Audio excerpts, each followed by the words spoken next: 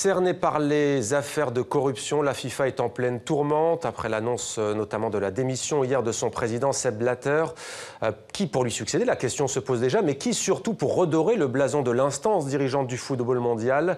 Avec nous pour en parler, Jérôme Champagne en direct de Zurich en Suisse. Bonsoir, merci d'être avec nous. Vous avez été durant de longues années le responsable des relations internationales au sein de la FIFA. On vous présente souvent, à juste titre, il me semble, comme un proche de Sepp Blatter. Alors Jérôme Champagne, vous ne connaissez sans doute pas Sylvia Schenk, elle est responsable du dossier sport à l'ONG Anticorruption Transparency. Je vais vous lire ce qu'elle disait de vous il y a à peine quelques heures. C'est un homme avisé qui serait certainement un bon candidat, il a de bonnes idées et par-dessus tout, il a aussi des concepts pour les nouvelles structures. Plutôt flatteur. Jérôme Champagne, êtes-vous candidat ce soir à la présidence de la FIFA ? Non, pour le moment, je ne joindrai pas, je dirais, le bal des prétendants qui se sont rués sans aucune décence. Je crois qu'il faut un petit peu de patience, regarder les choses, comment elles vont se développer. J'observe la situation, je n'ai pas décidé, mais je n'exclus rien, bien évidemment. Vous n'excluez rien, ça veut dire quoi? Potentiellement, le mois de décembre prochain, c'est cela, ce congrès extraordinaire, vous pourriez vous porter candidat? Pour le moment, le calendrier n'est pas défini, puisque l'annonce qui a été faite, effectivement, doit tenir compte, je dirais, des clauses de la constitution de la FIFA et qui, notamment, prévoit que la campagne électorale doit durer 4 mois. Donc, attendons un petit peu et il faut voir comment les choses vont se développer, bien évidemment. Alors, je rappelle que vous avez d'ailleurs été candidat l'an dernier déjà, avant de vous retirer. Alors, vous avez été durant 10 ans au moins le bras droit, un proche de Sepp Blatter. C'est un homme qui vit une période difficile. Il y a 5 jours pourtant, il était réélu pour un nouveau mandat à la tête de la FIFA. Comment expliquez-vous qu'il ait décidé au final de démissionner hier soir à la surprise générale ?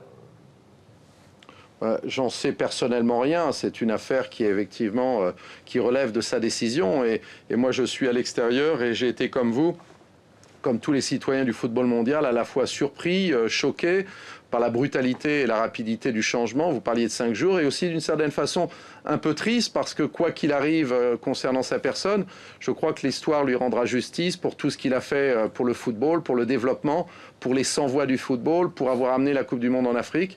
Je crois que l'histoire lui rendra justice, mais dans, je dirais, l'hystérisation un petit peu actuelle, on a tendance à tout mélanger et à faire porter le chapeau de choses qui relèvent parfois d'autres personnes. Est-ce que vous l'avez eu au téléphone ? C'est une question personnelle, bien évidemment, à laquelle je ne répondrai pas. Alors, vous avez notamment déclaré, en tous les cas, pour expliquer ce départ, vous avez dit à nos confrères de l'équipe hier soir, il se sacrifie pour qui au juste, Sepp Blatter ?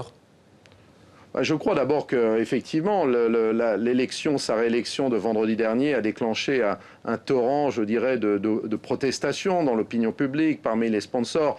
Et le connaissant, en tout cas pour son attachement à la FIFA, je crois qu'il fait passer l'institution d'abord. Mais quand on parle de démission, il faut quand même, d'après ce que j'ai compris, savoir qu'il restera président jusqu'au congrès extraordinaire électif, au moment duquel, à la fin duquel, il transmettra la présidence. Donc il y a encore une période qui n'est pas terminée, mais tout va très vite aujourd'hui dans le football. Quelle qualité, Jérôme Champagne, devra, selon vous, avoir le successeur de Sepp Blatter? Qui est, selon vous, le mieux placé? En tous les cas, quel est le portrait type, si l'on peut dire, de cet homme qui pourrait redorer le blason de l'instance? Je crois que c'est quelqu'un qui doit aimer et comprendre le football dans les 4 lignes du rectangle du terrain. Mais aujourd'hui, on voit bien que ce qui se passe en dehors de ces 4 lignes devient de plus en plus important. Je crois qu'il faut à la fois comprendre et aimer le football, mais comprendre et aimer le monde.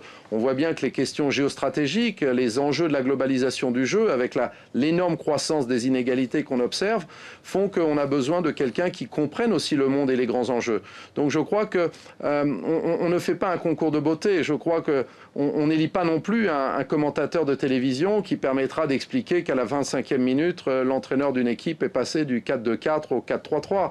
Je crois qu'il faut quelqu'un qui comprenne le monde et qui l'aime et qui a une vision de ce que doit être la FIFA, qui est le gouvernement du football mondial, mais une vision sur ce qu'elle doit faire, c'est-à-dire la régulation de cette globalisation et la redistribution de cette globalisation. Alors votre nom est donc cité, je le disais tout à l'heure, notamment par Transparency, ONG Anticorruption.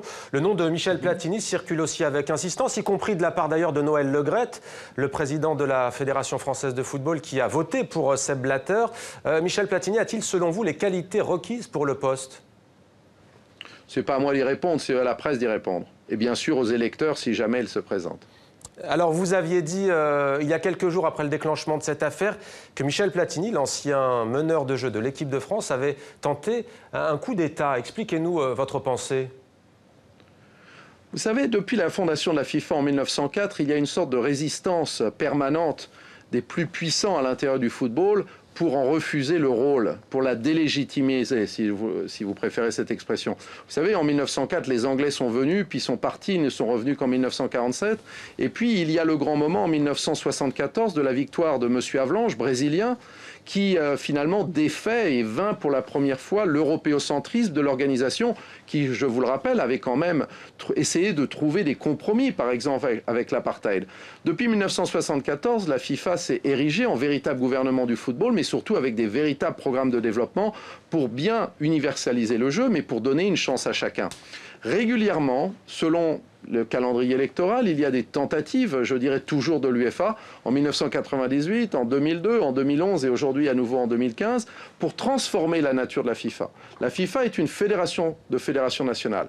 Bien évidemment, le principe fondamental de la démocratie internationale, un pays, une voix, est au centre de cette démocratie. Mais c'est quelque chose que finalement beaucoup, à l'intérieur de certains cercles, pas tous, du football ouest européen, ont un ressentiment. Ils considèrent que parce qu'on organise la Ligue des Champions, on a une sorte de droit divin de réguler le football mondial, de le gouverner.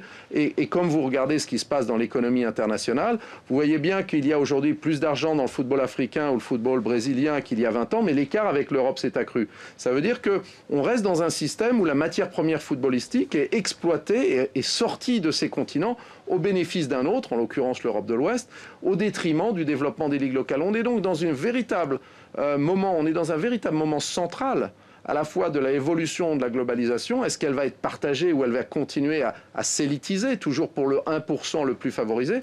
Et inversement, un moment clé de la gouvernance. Est-ce que ce sera une gouvernance qui sera laissée aux plus puissants de la pyramide ou est-ce que ce sera une gouvernance qui restera universelle? Alors voilà donc pour ce clivage nord-sud, on a bien compris que c'était l'un des enjeux du problème, mais bien entendu, ce qui a déclenché toutes ces affaires, c'est précisément la corruption. Vous avez longtemps été aux affaires, notamment aux relations internationales, à la FIFA. Un proche de Sepp Blatter, je l'ai dit, vous n'avez jamais vu, vous n'avez jamais été, vous, personnellement, confronté à ce fléau qu'est la corruption, à ces enveloppes, à ces malversations? Je vais vous raconter une anecdote. Mon dernier poste diplomatique était le poste de numéro 3 de premier secrétaire à l'ambassade de France au Brésil entre 1995 et 1997. En 1996, le Parlement brésilien a essayé de mettre sur pied une commission d'enquête parlementaire pour enquêter sur le contrat entre la fédération brésilienne, la fameuse CBF, et Nike, l'équipementier de l'équipe nationale. Et la puissance, je dirais, lobbyiste de la fédération brésilienne a fait que cette commission d'enquête n'a pas pu avoir lieu.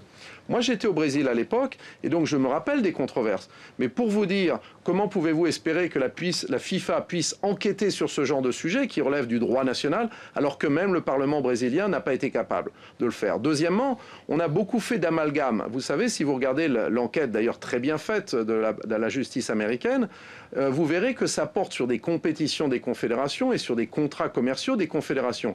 Peut-être que nos auditeurs, nos téléspectateurs qui nous regardent ne savent pas que les confédérations continentales ne sont pas membres de la FIFA, elles ne sont pas des filiales de la FIFA, elles ont une autonomie totale et d'ailleurs elles refusent même le contrôle de la FIFA sur leurs affaires. Et on a dit un peu trop vite que tout ça était la faute de la FIFA. Je dirais simplement que si le président de la CONCACAF, la Confédération nord-américaine, est vice-président de la FIFA, certes, mais il l'est parce qu'il a été désigné par son organisation continentale. Donc, faisons ménage, moi je suis d'accord.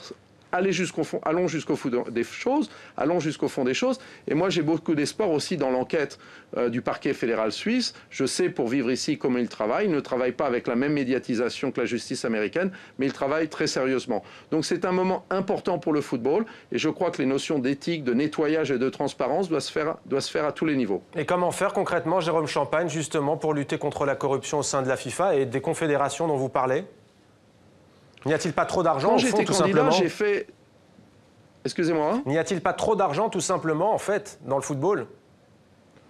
Vous savez, là encore, c'est encore un raccourci avec une petite pincée de démagogie. Vous savez, le problème de l'argent dans le football, c'est qu'il est trop concentré. C'est de là d'où vient le problème. Vous savez, pour 1% des fédérations, des ligues, des clubs et des joueurs, et à juste titre, que des joueurs tels que Messi et Cristiano Ronaldo reçoivent des salaires magnifiques parce qu'ils le méritent.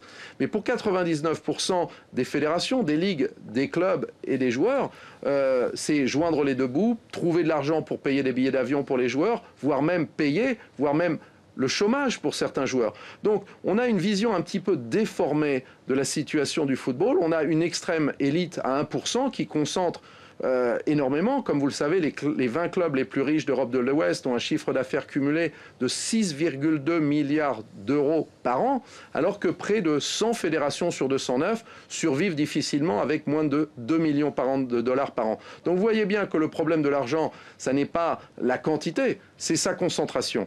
Et si vous le savez sans doute, par exemple, construire une pelouse artificielle au Lesotho ou au Botswana ou en Bolivie, c'est environ 1 million de dollars. Donc même le budget de la FIFA, qui est important, n'est pas suffisant pour accomplir cette mission de redistribution et pour corriger les inégalités qui existent dans le jeu. Mais Jérôme Champagne, si vous prenez les rênes de la FIFA, vous, quelle est la première décision d'urgence, puisque vous connaissez très bien les rouages de l'instance et des confédérations, quelle serait la première décision, voire les deux, que vous prendriez pour lutter contre ce fléau qu'est la corruption ? Alors, d'abord, attendons le résultat des réformes qui ont été annoncées hier et qui, d'après ce qui est dit, devraient être approuvées lors de ce congrès extraordinaire électif. Mais il y a deux réformes que je mettrai immédiatement en œuvre. La première, c'est de mettre une task force très importante qui regrouperait tout le monde pour lancer une réflexion sur la correction des inégalités entre les continents, à l'intérieur des pays et bien sûr à l'intérieur d'un même continent. Regardez l'Europe, il y a 25 ans, le football était homogène. Il était possible pour un club d'Europe de l'Est ou un petit club ou un club moyen comme Ajax Amsterdam d'être champion d'Europe. Aujourd'hui, nous avons l'Union européenne, nous n'avons plus le mur de Berlin, mais nous avons recréé un rideau de fer financier qui isole ces grands clubs des autres. C'est toujours les mêmes qui gagnent. Donc, première mission, lancer la réflexion très très rapidement sur des mesures concrètes pour corriger. La deuxième, ce sera bien sûr l'amélioration de l'administration, la mise en place d'une division du football professionnel, le lancement de programmes de construction de pelouses pour les moins favorisés, mais aussi en même temps un programme de réduction des coûts administratifs. Je pense qu'on peut faire beaucoup dans ce domaine-là aussi. Très rapidement, Jérôme Champagne, peut-être, la Russie annonce qu'elle prépare comme si de rien n'était la Coupe du Monde en 2018. Le Qatar, ce sera 2022. Faut-il, selon vous, annuler ces deux compétitions ? Vous savez, dans les démocraties, il y a un principe fondamental, c'est le principe de la présomption d'innocence. Et je vous pose un petit peu la question en retour, n'avez-vous pas le sentiment qu'on est allé très vite en besogne ? Moi, j'ai vécu 5 ans aux États-Unis et je connais l'efficacité de la justice américaine, mais je connais aussi que de très nombreux condamnés dans le couloir de la mort ont été libérés après une vingtaine d'années. Donc il faut respecter cette présomption d'innocence et elle doit aussi bénéficier à la Russie et au Qatar. Mais ce que j'ai dit quand j'étais candidat, il faut à la fois publier le rapport de Michael Garcia et laisser faire la police fédérale suisse.